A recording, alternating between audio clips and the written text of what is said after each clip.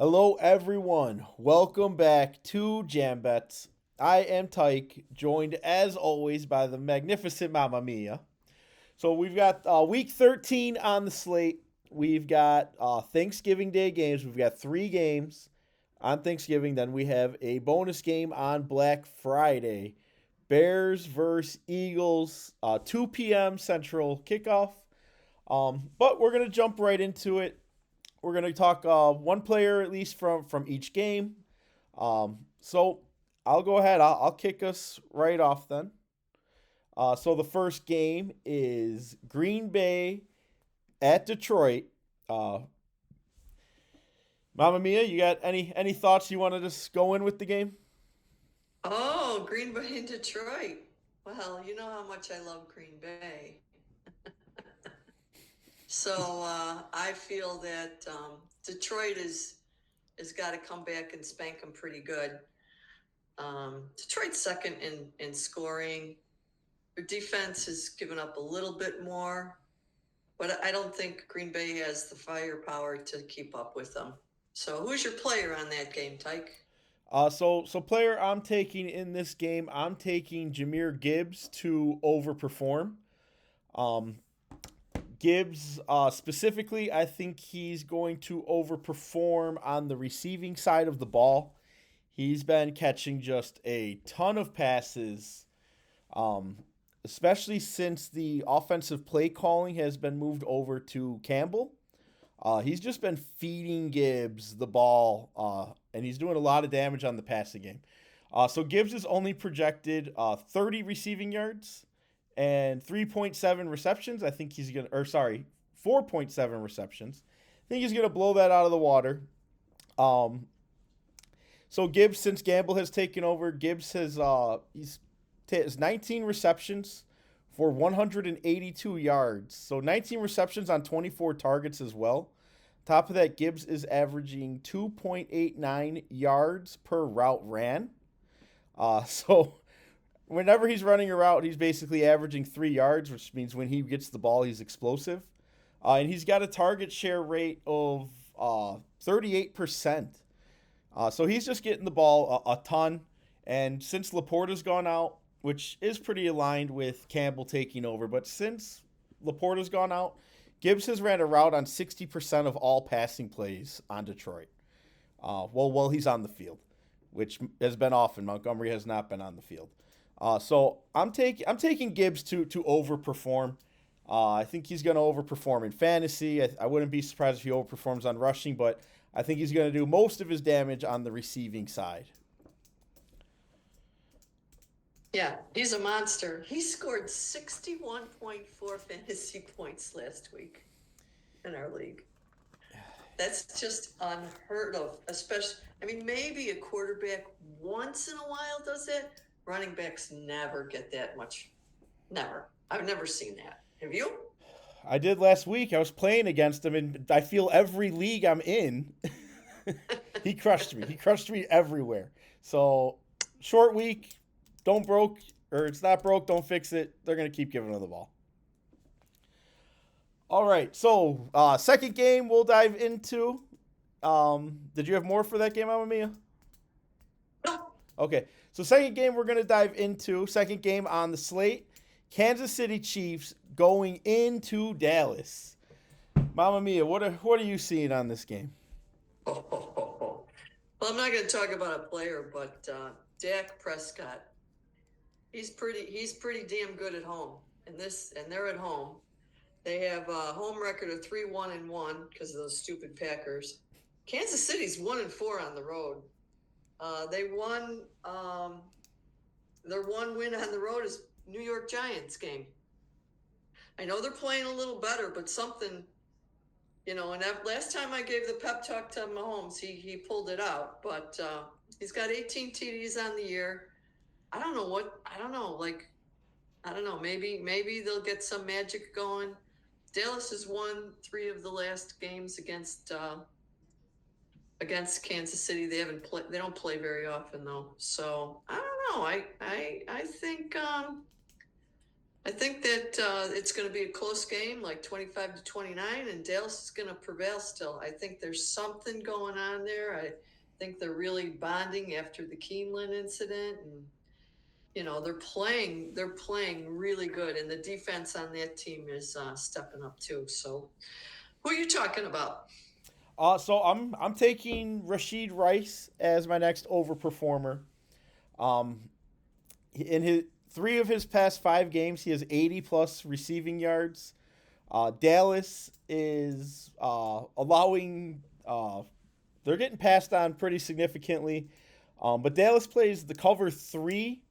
Well, they play zone incredibly heavy. They play the most zone defense in the league. But Dallas Cowboys play the cover 3 37% of all of their defensive plays. And Rashid Rice, he's just been absolutely crazy against the zone. His efficiency rating, man versus zone, his zone rating increases by 200%. He torches zones. He's been the go-to for Mahomes in the zone. Rashid Rice, he's averaging 2.84 yards per route ran, and he's averaging a 27% target share when he's running routes. On top of that, Dallas's defense, they've got some players coming back. Varajan is back, and Quinnen Williams is back. Those are 2 guys that are pretty decent at stopping the run. On top of that, Pacheco is questionable, may not play, which would put Kareem Hunt back there, who has not been super effective up until even last game. He wasn't that great, but that was one of his better games. So I think the Chiefs aren't going to have a lot of success running the ball. This looks like it's going to be a pretty high-scoring game, and Rashid Rice just has a lot of tangibles going his way. So I'm going to take Rashid Rice to overperform. He's been getting nearly 9 targets a game since he came back from suspension. He's just been incredible, and he's been great versus zone. So I'm taking him to overperform. Yeah, I don't think he caught more than one in the first half of the last game, but then he exploded in the second half of that game. So he can't be held down very long. He's hard to keep. Good pick. And then we'll go to the last game on Thanksgiving. We've got Cincinnati at Baltimore. I do not have a player on this game, but divisional matchup, Thursday night football on Thanksgiving. This is going to be a great game. This is going to be a good game. Joe Flacco coming back to his old team. Joe Burrow. Or, sorry, Joe Burrow. I don't know why I always do that. Yeah, Joe Burrow sitting on the bench, getting outplayed by a 43-year-old quarterback anyway. Yeah. But Mamma Mia, what do you got? What are you looking at for this game? Oh my God, there is a lot here. So first of all, I want to talk a little bit about Lamar. He just really has not been himself. Yeah. So even last week, home against the Jets, he got 7 fantasy points. I don't know what's going on. He's not consistent. He's not, like, I thought it was just away games, but he's just all over the place. And I think that he's just going to have a hard time with that. He's not carrying an injury designation, but I don't know if he's just banged up, or if but he's not running like he used to, and he's really having a hard time. And that the defense is playing better, so they'll keep him in the game. The defense is playing pretty good. They've given up 261 points so far. Cincinnati's defense has given up 360 points so far. So there's quite a disparity there. Baltimore should win this game, but last time they played in Baltimore won 35-34 last year because Joe Burrow was on fire. So I'm going to go right into my second player, Mr. Joe Burrow. Oh my God, he's back. He hasn't played, but he's just got such magic. I mean, he's just going to be expected to carry that team again. And I know we've been watching Flacco carry the team, and he's done a serviceable job. But let's see, the projection is 20 fantasy points, 21 fantasy points. He's going to complete 25 of 39, 64%, 265 yards, 2 touchdowns, and an INT. This was a toe issue as well. So this is the game of the toes, huh? What's going to happen with these quarterbacks? But I think Chase is back. Jamar Chase is back.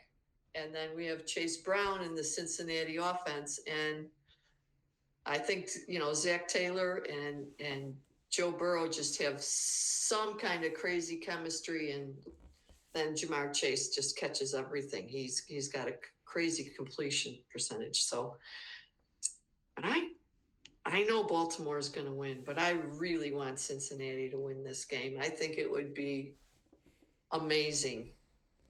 But, because why is Joe Burrow even coming back then, right? If they're on the losing side, they've won 3 games this year. So I don't know what they're thinking.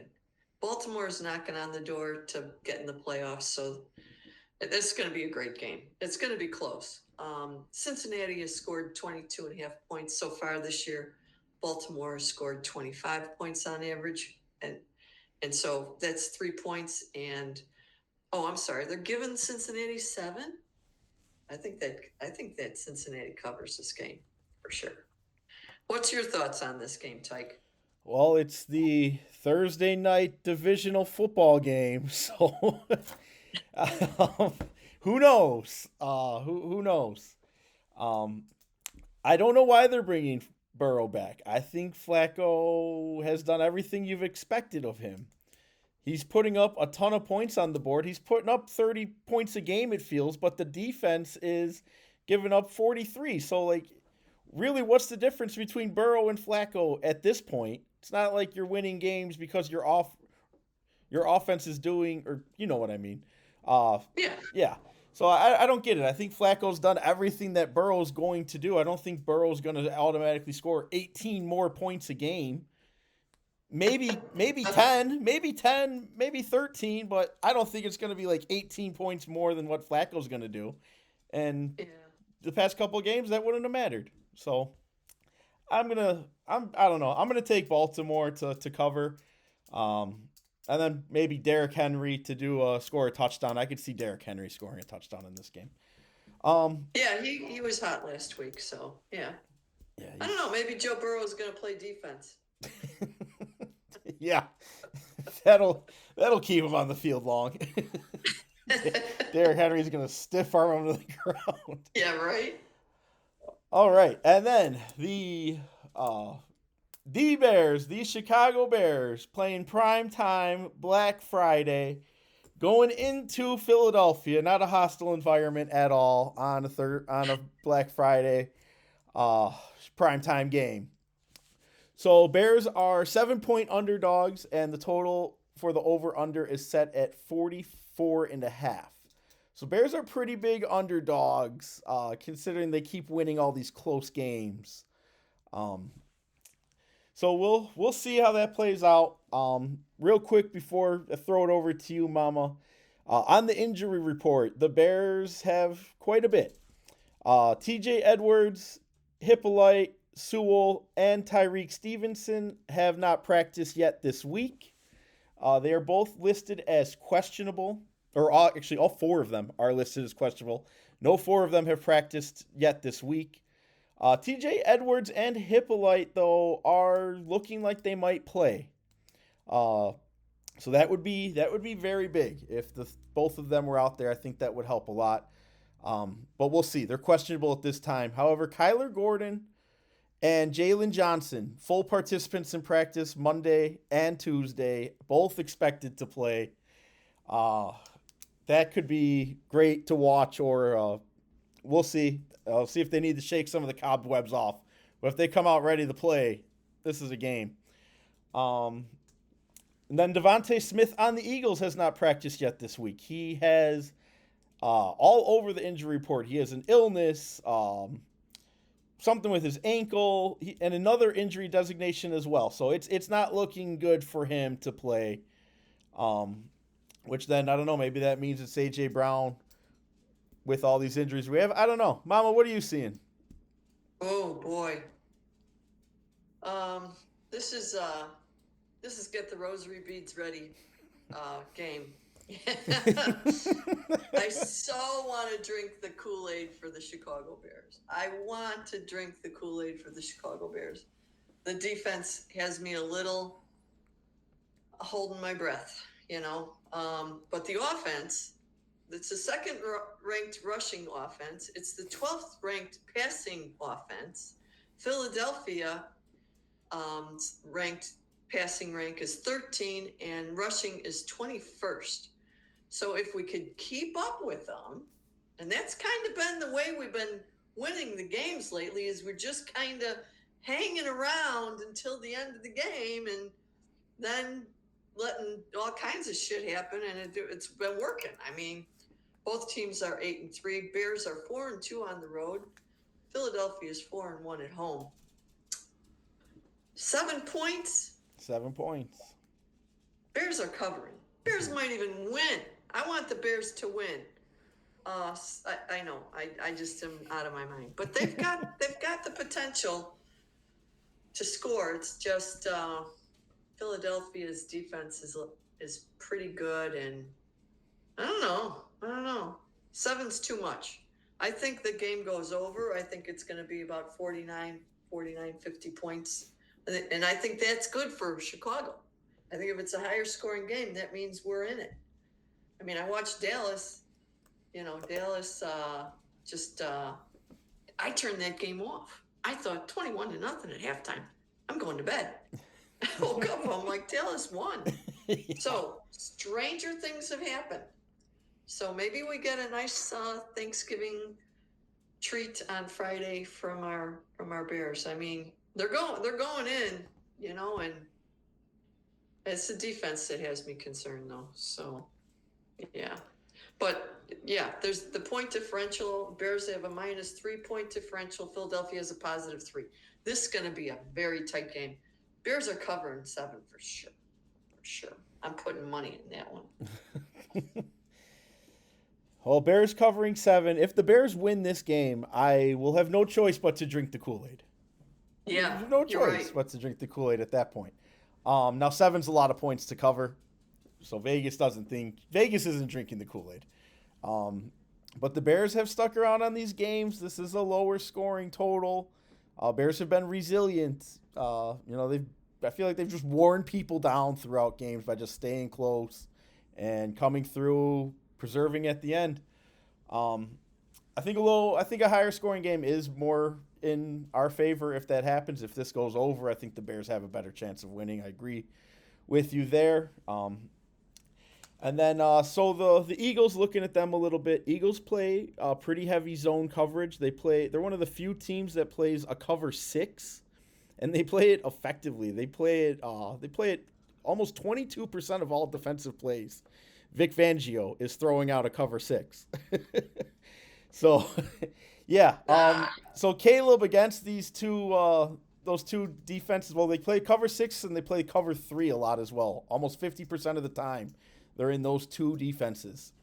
Caleb has been pretty subpar against these two defenses. He has a 7.7 yard per attempt, and he has a -1.1 completion percentage over expectation, which means he's not completing passes that he's expected to complete.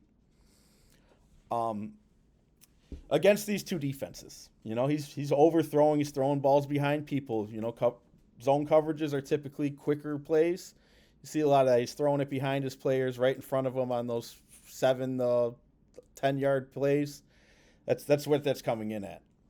The Eagles have been susceptible to the pass, though. So the Eagles, they're allowing the 14th most passing yards per game at 253 yards.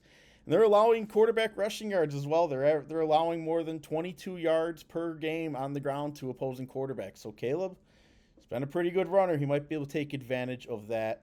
And then I'm thinking Roma Doomsday. I think this is a good buy low spot for him. He's had some pretty tough games here these past 7 games. He's had 53 or fewer yards in the 5 of his 7 last games. He's had under 9 fantasy points in 5 of those 7 last games as well. So that struck me a little weird. I see this as a buy low spot for Rome. I think he's going to exceed that here. And then the Eagles, they're just not that great of a pass defense as well. They've come off to a little bit of a rocky way. We'll be staying away from Luther Bird in this game, though. The Eagles are pretty good against the slot receiver. So, maybe they do scheme something for Luther Burden, but Eagles have been pretty solid against slot receivers so far this season. But hopefully he burns them. But that's typically where one of the Eagles' strengths. So, I think I'm going to take – I don't really have a choice here. I'm going to take the Bears to cover. I'm going to take the Bears to cover. It is still a short week. Bears don't have any tangibles that say they should really win this game with their injuries, playing against the Super Bowl champs. So I'm going to take the Bears to cover. Primetime game, short week. Maybe we'll see some of that Thursday night magic that we've been seeing throughout the past couple games this week or the season. So, Mama Mia, anything else for you? Go Bears. I'm taking the Bears. I want that Thursday magic to fall into our lap. That would be great. Hopefully it rolls over. Too much gets used on Thursday, and it just pushes it over to us. It's an early game, too, 2 p.m. game. Oh. Yeah, so it's on Amazon Prime. All right, everyone. We will see you back for Sunday. Have a happy Thanksgiving. Yes, happy and safe Thanksgiving. Bye, everyone.